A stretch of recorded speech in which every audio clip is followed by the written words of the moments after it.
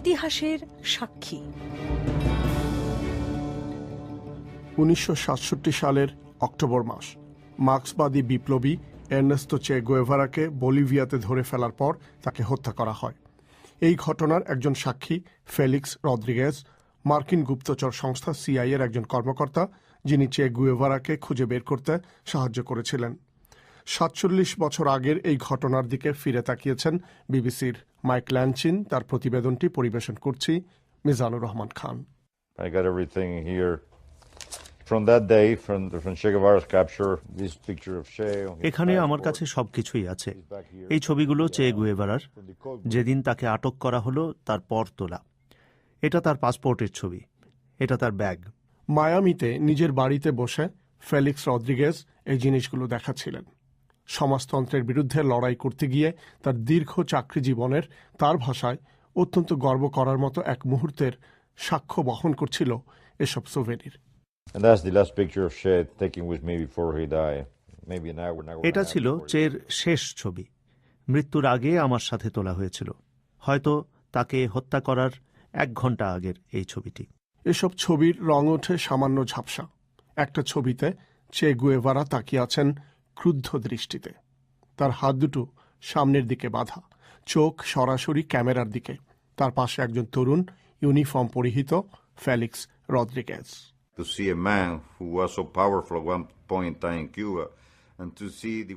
এরকম একজন মানুষকে দেখা, যিনি কিউবায় কোনো এক সময়ে ছিলেন অত্যন্ত ক্ষমতাবান মানুষ, কিন্তু সেই সময় তাকে দেখাচ্ছিল ভিক্ষুকের মতো। তার সম্পর্কে সারা বিশ্বের লোকজনের যে ধারণা ছিল সেটা তার চাইতে সম্পূর্ণ আলাদা।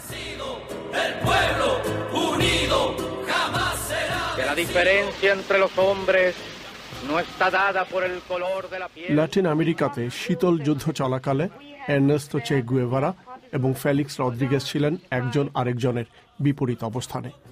রদ্রিগেজের একজন চাচা ছিলেন কিউবায় বাতিস্তা সরকারের মন্ত্রী। চে গুয়েভারা ও ফিদেল ক্যাস্ট্রো 1959 সালে ওই সরকারের পতন ঘটিয়েছিলেন। রদ্রিগেজ তখন পালিয়ে যান মায়ামিতে, ক্যাস্ট্রোকে সশস্ত্র আন্দোলনের মাধ্যমে উৎখাতের ষড়যন্ত্র করতে। পরে তিনি চাকরি নেন যুক্তরাষ্ট্রের কেন্দ্রীয় গুপ্তচর সংস্থা সিআইএতে। 1960-এর দশকের মাঝামাঝি চে গুয়েভারা কিউবা ছেড়ে চলে যান। তিনি চেষ্টা করছিলেন সমাজতন্ত্রের বিপ্লব অন্যান্য দেশেও ছড়িয়ে দিতে। প্রথমে তিনি যান আফ্রিকায়, তারপর বলিভিয়া।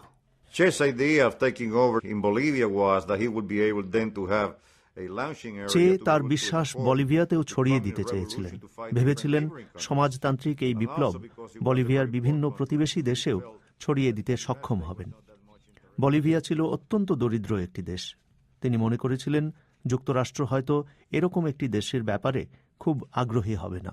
কিন্তু বলিভিয়াতে সে সময় যা কিছু হচ্ছিল তা নিয়ে আগ্রহ ছিল মার্কিন যুক্তরাষ্ট্রের।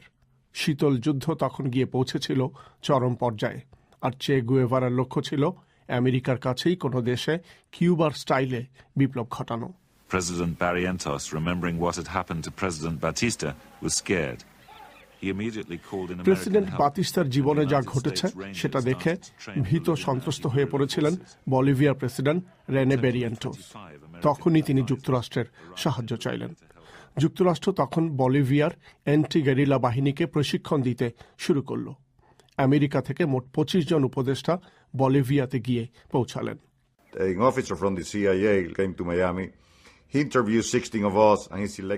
সিআইএর একজন অফিসার মায়ামিতে এলেন। মোট 16 জনের সাক্ষাৎকার নিয়ে আমি সহ 2 জনকে বাছাই করলেন বলিভিয়াতে পাঠানোর জন্য। আমাদের কাজ ছিল চে গুয়েভারা যে এলাকায় কাজ করতেন সেখান থেকে গোয়েন্দা তথ্য সংগ্রহ করা।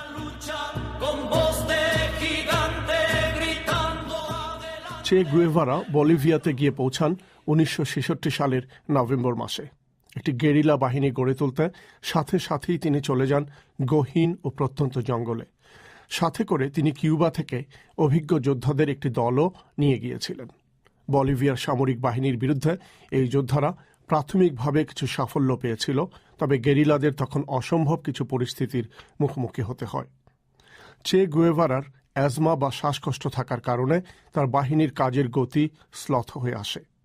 এরকম গহীন জায়গায় তারা যেতে পারতেন না, যেখান থেকে অ্যাজমার ওষুধ সংগ্রহ করা কঠিন।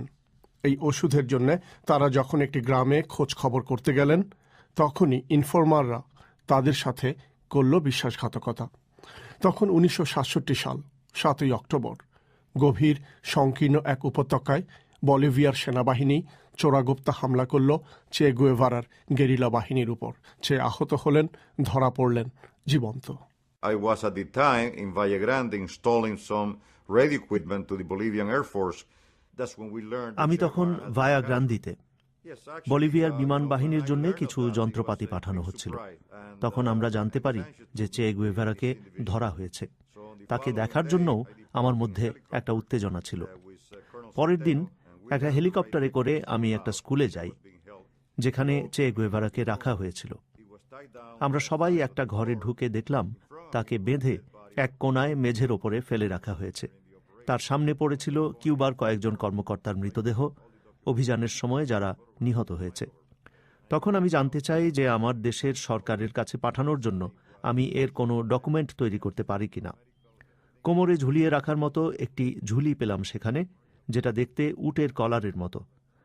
তার ভেতরে ছিল চে গুয়েভারার একটি ডায়েরি, অ্যাজমার কিছু ওষুধ আর চীনে রেড চায়নার দেয়া একটি কোড বুক। চে গুয়েভারাকে ধরতে পারা ছিল আমেরিকার জন্য বিশাল এক ঘটনা। ফেলিক্স রদ্রিগেজও এই প্রথম তার শত্রুর মুখোমুখি হলেন। Later on, I came back alone to the room. I stood in front of him and said, "Che, I come to talk to you." And he looked to me very পরে arrogant. আমি ওই ঘরে একাই গিয়েছিলাম। ওর সামনে দাঁড়ালাম, বললাম, চে, আমি তোমার সঙ্গে কথা বলতে এসেছি। মেঝেতে বসে থেকে সে ক্রুদ্ধ চোখে আমার দিকে তাকালো, বলল, আমার সাথে কেউ কথা বলে না, আমাকে কেউ জিজ্ঞাসাবাদও করে না। আমি বললাম, কমান্ডার, আমি আপনাকে শ্রদ্ধা করি, আপনি যা ভাবছেন সেটা ভুল। আমি আপনার সাথে কথা বলতে এসেছি, জিজ্ঞাসাবাদ করতে আসিনি। চে কিছুক্ষণ আমার দিকে তাকিয়ে রইল, তারপরে আমরা কথা বলতে শুরু করলাম। Every time I tried to ask him questions that were of tactical interest to us, he would smile and say, "You know, I cannot answer that." There were times that, for example, প্রত্যেকবারই যখন তাকে কৌশলী প্রশ্ন করার চেষ্টা করেছি, তিনি হেসে বলেছেন, না, আমি এই প্রশ্নের জবাব দিতে পারবো না। একটা সময় তিনি কথা বলতে লাগলেন, কিন্তু আমার তাতে মনোযোগ ছিল না। আমি ভাবছিলাম, খবরে আমি যে মানুষটাকে দেখেছি, বড় কোট পরিহিত উদ্ধত একজন মানুষ, রেড চায়নাতে মাওয়ের সঙ্গে কথা বলছেন, সেই লোকটাকে এখন দেখা যাচ্ছে ভিক্ষুকের মতো। ফেলিক্স রদ্রিগেজ বলেছেন, তার নির্দেশনা ছিল খুব পরিষ্কার। সিআইএ চে গুয়েভারাকে জীবন্ত দেখতে চায়, তার কাছ থেকে আরও তথ্য বের করার জন্য, কিন্তু বলিভিয়ার সামরিক বাহিনী তাকে মৃত দেখতে চেয়েছিল। And then they say, "Mi capitán, there is a phone call from the high Bolivian command." When I answered the phone, তারা তখন আমাকে বলল, বলিভিয়ার হাইকমান্ড থেকে একটি টেলিফোন এসেছে। আমি যখন ফোনটা ধরলাম, আমাদের মধ্যে খুব সহজ কথাবার্তা হতো।